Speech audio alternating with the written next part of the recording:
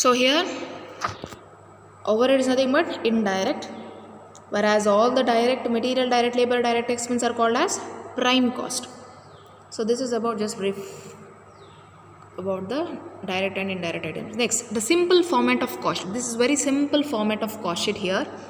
Based on this cost sheet we are going to find out, we are going to do the problem. So ಕರೆಕ್ಟಾಗಿ ನೋಡಿಕೊಳ್ಳಿ ಇದನ್ನು. Without this format we can not do the problem. So ಕರೆಕ್ಟಾಗಿ cost sheet ಬಗ್ಗೆ ಕರೆಕ್ಟಾಗಿ ಎಲ್ರಿಗೂ ಗೊತ್ತಿರಬೇಕು.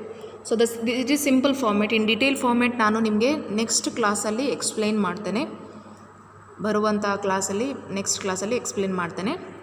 So just ಇದರ simple format ನೋಡುವ ಕಾಸ್ಟ್ ಶೀಟ್. ಫಸ್ಟ್ ನೀವು ಸಿಂಪಲ್ ಫಾರ್ಮ್ಯಾಟ್ ನೋಡಬೇಕು, ಅದ ನಂತರ ನೀವು ಡೀಟೇಲ್ ಫಾರ್ಮ್ಯಾಟ್ ನೋಡಬೇಕಾಗ್ತದೆ. ಸೊ ಇಲ್ಲಿ ಕಾಸ್ಟ್ ಶೀಟನ್ನು ಎರಡು ರೀತಿಯಾಗಿ ನಾವು ಡಿವೈಡ್ ಮಾಡುವ, ಒಂದು ಸಿಂಪಲ್ ಫಾರ್ಮ್ಯಾಟ್, ಒಂದೊಂದು ಡೀಟೇಲ್ ಫಾರ್ಮ್ಯಾಟ್. ಫಸ್ಟಿಗೆ ನೀವು ಸಿಂಪಲ್ ಫಾರ್ಮ್ಯಾಟನ್ನು ಕಲಿಬೇಕು, ನಂತರ ನೀವು ಡೀಟೇಲ್ ಫಾರ್ಮ್ಯಾಟನ್ನು ಕಲಿಬೇಕಾಗ್ತದೆ. ಸೊ ಇಲ್ಲಿ ಸಿಂಪಲ್ ಫಾರ್ಮ್ಯಾಟಿಗೆ ಬಂದಾಗ ಒಂದು ಟೋಟಲ್ ಕಾಸ್ಟ್ ಕಾಲಮ್ ಇರ್ತದೆ, ಇನ್ನೊಂದು ಕಾಸ್ಟ್ ಟೋಟಲ್ ಯೂನಿಟ್ಸ್ ಕಾಲಮ್ ಕೂಡ ಬೇಕಾಗ್ತದೆ. ನೆಕ್ಸ್ಟ್ ಕಾಸ್ಟ್ ಪರ್ ಯೂನಿಟ್, ಪ್ರತಿಯೊಂದು ಯೂನಿಟಿನ ಬೆಲೆ, ಟೋಟಲ್ ಎಷ್ಟು ಖರ್ಚಾಯಿತು, ಎಷ್ಟು ಟೋಟಲ್ ಯೂನಿಟ್ಸ್ ಉಂಟು, ಅದನ್ನು ನಾವಿಲ್ಲಿ ಫೈಂಡ್ ಔಟ್ ಮಾಡಬೇಕಾಗ್ತದೆ. The first one is direct material, direct labour and direct expense.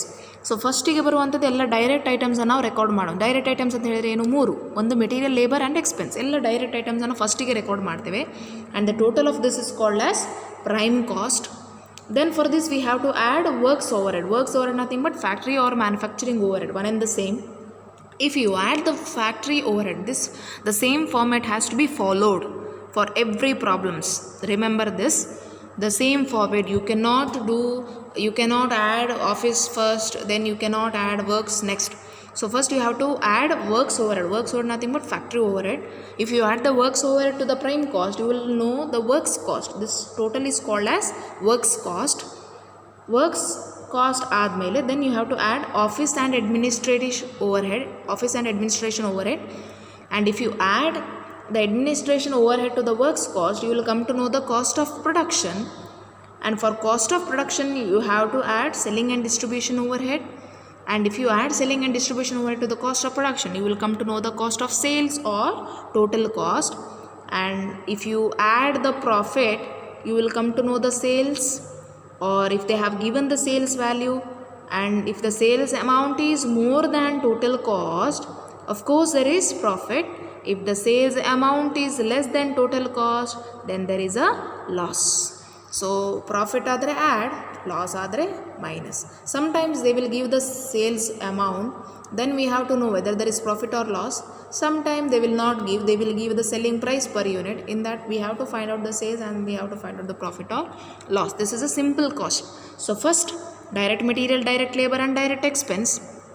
The total is called as prime cost. For prime cost you have to add factory. ಫಸ್ಟಿಗೆ ನಾವು ಮೆಟೀರಿಯಲ್ಸಿಂದ ಹಿಡಿಯುವ. ಸೊ ಮೆಟೀರಿಯಲ್ಸಿಂದ ಅಲ್ಲಿ labour ಬರ್ತಾನೆ, then expense ಆಗ್ತದೆ, then ಫ್ಯಾಕ್ಟ್ರಿಗೆ ಹೋಗ್ತದೆ. ಫ್ಯಾಕ್ಟ್ರಿಯಲ್ಲಿ ಆಗುವಂಥದ್ದೆಲ್ಲ ಎಲ್ಲಿ record ಮಾಡ್ತಾರೆ, ಆಫೀಸಲ್ಲಿ ರೆಕಾರ್ಡ್ ಮಾಡ್ತಾರೆ. ಆಫೀಸಲ್ಲಿ ರೆಕಾರ್ಡ್ ಮಾಡಿ ಆದಮೇಲೆ ಸೇಲ್ಸ್ ಡಿಪಾರ್ಟ್ಮೆಂಟ್ ಇರ್ತದೆ, ಸೇಲ್ಸ್ ಮಾಡ್ತಾರೆ, ಸೇಲ್ಸ್ ಆ್ಯಕ್ಟಿವಿಟಿ ಮಾಡ್ತಾರೆ. ಅಲ್ಲಿಂದ ಆರ್ಡರ್ ಬರ್ತದೆ, ಡಿಸ್ಟ್ರಿಬ್ಯೂಷನ್ ಮಾಡ್ತಾರೆ. ಈ ಫಾರ್ಮೆಟ್ ಯಾವಾಗಲೂ ನೆನ್ಪಿಟ್ಕೊಳ್ಳಿ. So from first direct material, direct labour, direct expense, total prime cost. For that add works cost, factory cost. Total will be works cost or factory cost. For that you have to add office and administration overhead. ಆಫೀಸಲ್ಲಿ ಆಗುವಂಥ ಎಲ್ಲ ಖರ್ಚನ್ನು add ಮಾಡಬೇಕು. The total will be caused as cost of production. For that you have to add selling and distribution overhead. So if you add selling and distribution overhead, the total will be called as total cost or cost of sales. And from your total cost, the total cost, if you deduct from the sales, you will get the profit, or if you add the profit to the total cost, you will come to know the sales. This is a simple format of cost sheet. So thus in a cost sheet, element of costs are grouped and rearranged in the following ways. Prime cost ಅಂತ ಹೇಳಿದ್ರೆ ಏನು, direct material, direct labour, direct expense. ಪ್ರತಿಯೊಂದನ್ನು ಕರೆಕ್ಟಾಗಿ concentrate ಮಾಡಿ. Very important for section C. 24 ಮಾರ್ಕ್ಸಿಗೆ questions ಕೇಳ್ತಾರೆ. So after cost sheet then tender and quotations ಕೂಡ ಇದೆ. ದಟ್ ಈಸ್ ಆಲ್ಸೋ 24 ಮಾರ್ಕ್ಸಿಗೆ ಇಂಪಾರ್ಟೆಂಟ್. ಸೊ ಕರೆಕ್ಟಾಗಿ ಇದನ್ನು ನೋಡ್ಕೊಳ್ಬೇಕಾಗುತ್ತೆ. ಸೊ ಪ್ರೈಮ್ ಕಾಸ್ಟ್ ಅಂತ ಹೇಳಿದ್ರೆ ಡೈರೆಕ್ಟ್ ಅಂತ ಹೇಳಿದ್ರೆ 3 ಎಲಿಮೆಂಟ್ಸ್, ಮೆಟೀರಿಯಲ್, ಲೇಬರ್, ಎಕ್ಸ್ಪೆನ್ಸ್, ನೆನ್ಪಿಟ್ಕೊಳ್ಳಿ. Then works and factory cost ಅಂತ ಹೇಳಿದರೆ ಫ್ಯಾಕ್ಟ್ರಿ ಓವರ್ಹೆಡ್. ಇದು ಟೋಟಲ್, ಇದು ಇಲ್ಲಿ ಕೊಟ್ಟಿರುವಂಥದ್ದು. All these are total.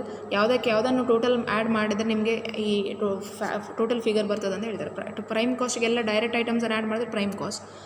Works ಕಾಸ್ಟಿಗೆ ಏನು ಆ್ಯಡ್ ಮಾಡಬೇಕು, ಈ ಪ್ರೈಮ್ ಕಾಸ್ಟಿಗೆ ಫ್ಯಾಕ್ಟ್ರಿ ಕಾಸ್ಟನ್ನು ಆ್ಯಡ್ ಮಾಡಿದರೆ that will be factory cost. And ಈ ಫ್ಯಾಕ್ಟ್ರಿ ಕಾಸ್ಟ್ ಅಂತ ಹೇಳಿದ್ರೆ ವರ್ಕ್ಸ್ ಕಾಸ್ಟಿಗೆ ನೀವು ಆಫೀಸ್ ಅಡ್ಮಿನಿಸ್ಟ್ರೇಷನ್ ಓವರ್ ಹೆಡ್ಸನ್ನು ಆ್ಯಡ್ ಮಾಡಿದ್ರೆ cost of production. For cost of ಪ್ರೊಡಕ್ಷನಿಗೆ ನೀವು ಸೆಲ್ಲಿಂಗ್ ಆ್ಯಂಡ್ ಡಿಸ್ಟ್ರಿಬ್ಯೂಷನ್ ಓವರ್ ಹೆಡನ್ನು ಆ್ಯಡ್ ಮಾಡಿದ್ರೆ that will be total cost. And from total cost ಅವ್ರ ಕಾಸ್ಟ್ ಆಫ್ ಸೇಲ್ಸಿಂದ ಟೋಟಲ್ ಕಾಸ್ಟನ್ನು ಮೈನಸ್ ಮಾಡಿದರೆ you will get the profit or loss. Then treatment of cost. Stock require special treatment while preparing the cost. Stock may include, ಇದು special treatment ಇದೆ. ಅಂದರೆ ಈಗ ನಾನು ನಿಮಗೆ ಪ್ರೀವಿಯಸ್ ಫಾರ್ಮೇಟ್ ಏನು ಹೇಳಿದ್ದೇನೆ that is simple format. In between there are ಕೆಲವೊಂದು items ನಿಮಗೆ ಆ್ಯಡ್ ಆಗ್ತದೆ. ಅದು ನಿಮಗೆ ಡೀಟೇಲ್ಸ್ ಆಗಿ ನಾನು ನೆಕ್ಸ್ಟ್ ಕ್ಲಾಸಲ್ಲಿ ನಾನು ಎಕ್ಸ್ಪ್ಲೈನ್ ಮಾಡ್ತೇನೆ. ಎಲ್ಲವನ್ನು ಒಂದೇ ಸರಿ ತುಂಬಿಸಿದ್ರೆ ನಿಮ್ಗೆ ಏನು ಅರ್ಥ ಆಗೋದಿಲ್ಲ. ಸೊ ಇದನ್ನು ಕರೆಕ್ಟಾಗಿ ನೆನ್ಪಿಟ್ಕೊಳ್ಳಿ. ಇದು ನಾನು ಜಸ್ಟ್ ನಿಮಗೆ ಇನ್ಫಾರ್ಮೇಷನ್ಗೆ ಹೇಳ್ತಾ ಇದ್ದೇನೆ. ಇಲ್ಲಿ raw materials, work in progress, finished stock. ಸ್ಟಾಕಿಗೆ ಬಂದಾಗ 3 ರೀತಿಯಾದಂಥ ಸ್ಟಾಕ್ ಇರ್ತದೆ. ಒಂದು ರಾ ಮೆಟೀರಿಯಲ್ಸ್, ಮತ್ತೊಂದು ವರ್ಕ್ ಇನ್ ಪ್ರೋಗ್ರೆಸ್, ಮತ್ತೊಂದು ಫಿನಿಶ್ಡ್ ಗುಡ್ಸ್. ರಾ ಮೆಟೀರಿಯಲ್ಸ್ ಅಂತ ಹೇಳಿದ್ರೇನು, ಯಾವುದೇ ಒಂದು ಪ್ರೊಡಕ್ಷನ್ಸ್ ಬೇಕು ಅಂತ ಹೇಳಿದರೆ ಅದಕ್ಕೇನು ಬೇಕು, ಕಚ್ಚಾ ವಸ್ತುಗಳು ಬೇಕಾಗ್ತದೆ. ರಾ ಮೆಟೀರಿಯಲ್ಸ್, ಈಗ for example pen manufacture ink ಬೇಕು, ಪ್ಲಾಸ್ಟಿಕ್ ಮೆಟೀರಿಯಲ್ ಬೇಕು, ನಿಬ್ ಬೇಕು ರಿಫಿಲ್ ಮಾಡಲಿಕ್ಕೆ ಅಲ್ವಾ. So that is the raw material. ಎಲ್ಲಿಂದ ನಾವು ಪರ್ಚೇಸ್ ಮಾಡ್ತೇವೆ, ಸಪ್ಲೈಯಿಂದ ನಾವು ಪರ್ಚೇಸ್ ಮಾಡ್ತೇವೆ. ಸೊ ಇಲ್ಲಿ ರಾ ಮೆಟೀರಿಯಲ್ಸ್ಗೆ ಬಂದಾಗ again it has classified as opening stock of raw materials and closing stock of raw materials. Always remember, opening ಇದ್ದದನ್ನು ನಾವು ಆ್ಯಡ್ ಮಾಡ್ತೇವೆ, ಕ್ಲೋಸಿಂಗ್ ಇದ್ದದನ್ನು ನಾವು ಡಿಡಕ್ಟ್ ಮಾಡ್ತೇವೆ. ಅದು opening stock of raw materials ಆಗಿರ್ಬೋದು, opening stock of work in progress ಆಗಿರ್ಬೋದು, opening stock of finished goods. ಈ 3ರಲ್ಲೂ ಓಪನಿಂಗ್ ಸ್ಟಾಕ್ ಕೂಡ ಬರ್ತದೆ, ಕ್ಲೋಸಿಂಗ್ ಸ್ಟಾಕ್ ಕೂಡ ಬರ್ತದೆ. ರಾ ಮೆಟೀರಿಯಲ್ಸ್ ಯಾಕೆ ಬೇಕು ನಮಗೆ, ಪ್ರೊಡಕ್ಷನಿಗೆ.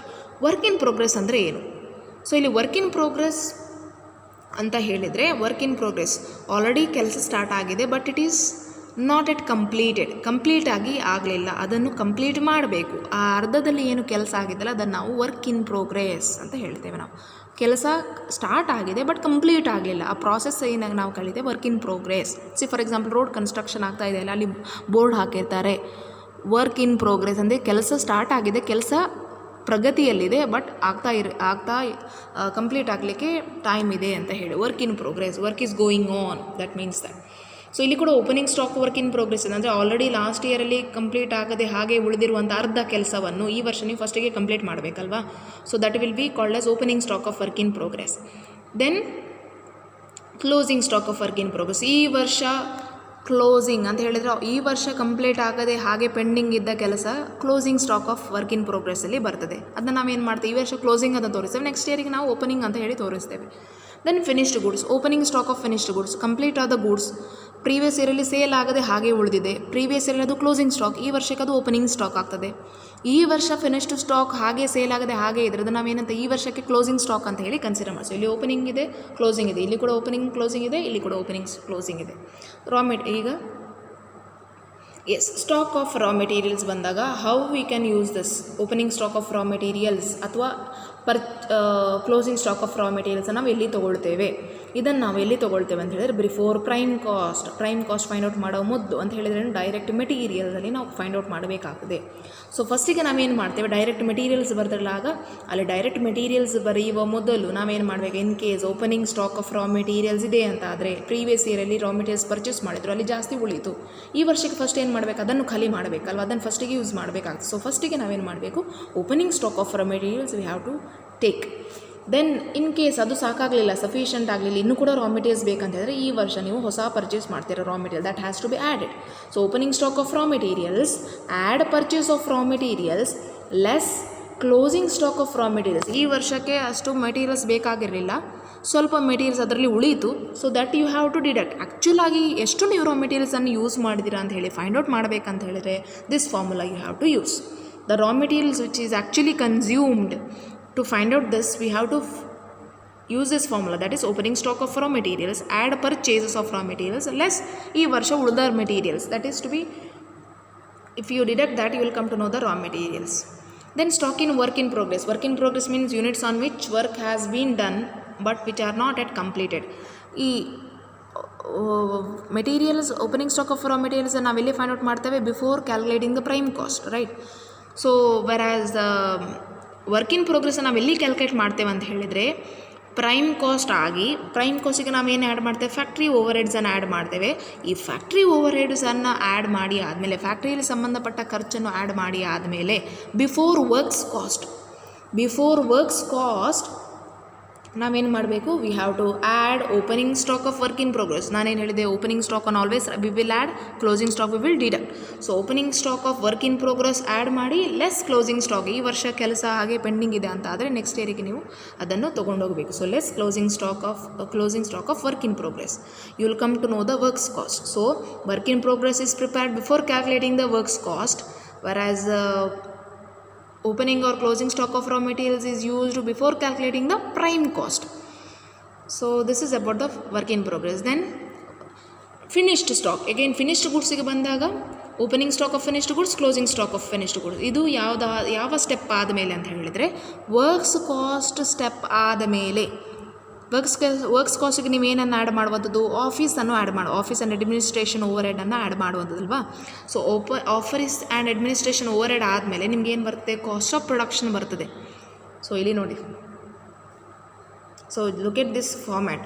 ಇಫ್ ಯು ಪ್ರೈಮ್ ಕಾಸ್ಟಿಗೆ ವರ್ಕ್ಸ್ ಓವರ್ ಹೆಡ್ ಆ್ಯಡ್ ಮಾಡಿ ಆದಮೇಲೆ ಏನು ಆ್ಯಡ್ ಮಾಡಬೇಕು, opening stock of work in progress minus closing stock of work in progress. Then you will come to know the works cost. And for works cost, if you add office and administration over head, you will get the cost of production.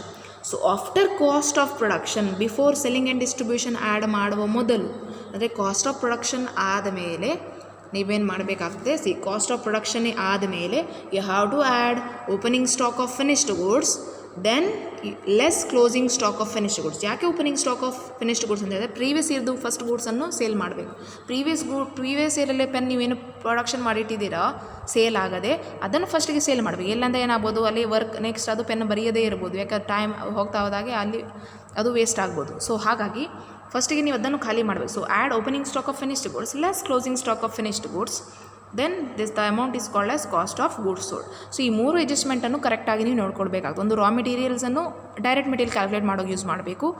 Then work in progress after factory over head add ಮಾಡಿ ಆದಮೇಲೆ, then ಫಿನಿಶ್ಡ್ ಗೂಡ್ಸನ್ನು ನೀವು after office over head add ಮಾಡಿ ಆದಮೇಲೆ cost of production ಟೋಟಲಿಗೆ add opening stock of finished goods less closing stock of finished goods, then you will come to know the cost of goods sold. After cost of goods sold simple ಯಾವುದು selling and distribution add ಮಾಡಿದರೆ total cost ಎಷ್ಟು ಅಂತೇಳಿ ಗೊತ್ತಾಗ್ತದೆ. ಅದರಿಂದ sales minus ಮಾಡಿದರೆ ನಿಮಗೆ will come to know the profit or loss. So this is about the cost sheet. This is about the simple cost sheet ನಾನು ನಿಮಗೆ ಹೇಳಿರುವಂಥದ್ದು. ಇನ್ ದ ನೆಕ್ಸ್ಟ್ ವೀಡಿಯೋಸಲ್ಲಿ, ನೆಕ್ಸ್ಟ್ ಕ್ಲಾಸಲ್ಲಿ ನಿಮಗೆ ಡೀಟೇಲ್ ಆಗಿ ನಾನು ಫ್ಯಾಕ್ಟ್ರಿ ಓವರ್ಡಲ್ಲಿ ಯಾವುದೆಲ್ಲ ಐಟಮ್ಸ್ ಬರ್ತದೆ, ಆಫೀಸ್ ಓವರ್ಡಲ್ಲಿ ಯಾವುದೆಲ್ಲ ಐಟಮ್ಸ್ ನೀವು ಆ್ಯಡ್ ಮಾಡಬೇಕಾಗ್ತದೆ, ದೆನ್ ಸೆಲ್ಲಿಂಗ್ ಆ್ಯಂಡ್ ಡಿಸ್ಟ್ರಿಬ್ಯೂಷನಲ್ಲಿ ಯಾವುದೆಲ್ಲ ಐಟಮ್ಸನ್ನು ಆ್ಯಡ್ ಮಾಡಬೇಕು, ಇದನ್ನು ನಾವು ಕಂಪ್ಲೀಟಾಗಿ ನಿಮಗೆ ಡೀಟೇಲಾಗಿ ಎಕ್ಸ್ಪ್ಲೈನ್ ಮಾಡ್ತೇನೆ.